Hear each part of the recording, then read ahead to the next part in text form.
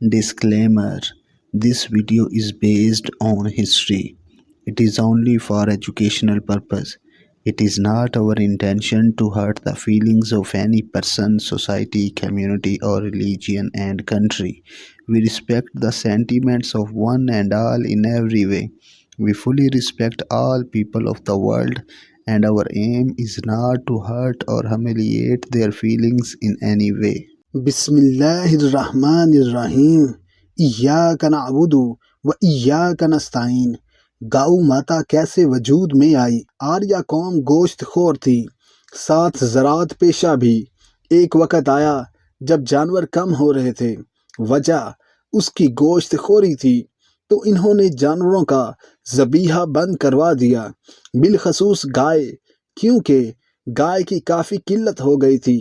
مگر چونکہ دیوتاؤں کے چرنوں میں جانوروں کا بلیدان دینا ہندو دھرم کی مقدس کتابوں میں درج تھا، لوگ ریاستی قانون پر اپنے دھرم کو اہمیت دیا کرتے تھے۔ چھپ چھپا کر جانور ذبح جاری رکھے تو اس پر سختی سے پابندی لگانے کے لیے جانور ذبح یا گوشت کھانے کو مذہب سے وابستہ کر دیا گیا۔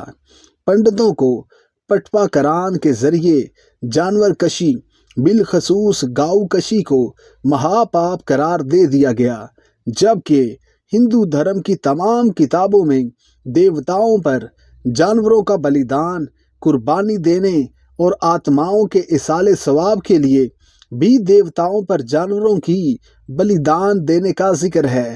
نہ ہی ہندوؤں کی کسی مقدس کتاب میں گائے کو گاؤ ماتا یا پوجا کرنے کا کوئی ذکر ہے۔ جس طرح مسلمانوں میں بقرہ عید پر جانوروں کی قربانی دی جاتی ہے، اسی طرح ہندوؤں کی مقدس کتاب وید میں یکیا تہوار گائے کا بلیدان دینے کا حکم ہے۔ 6 صدی عیسوی تک بلیدان کی یہ تقریب نیز شادی بیاہ میں بھی کھانے میں گوشت کھلانے کا عام رواج تھا، مگر گاؤ کشی کو اب مذہب کا رنگ دینا سوائے مذہبی انتہا پسندی اور ہٹ دھرمی کے اور کچھ نہیں۔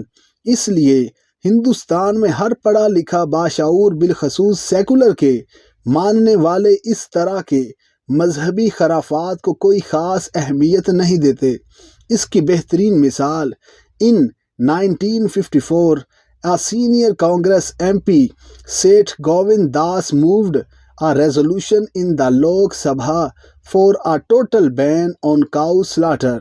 When Nehru rejected it out of hand, Das had the temerity to say that a large majority of the party was in favor of the resolution, whereupon Nehru retorted, "I would rather resign than accept this nonsensical demand."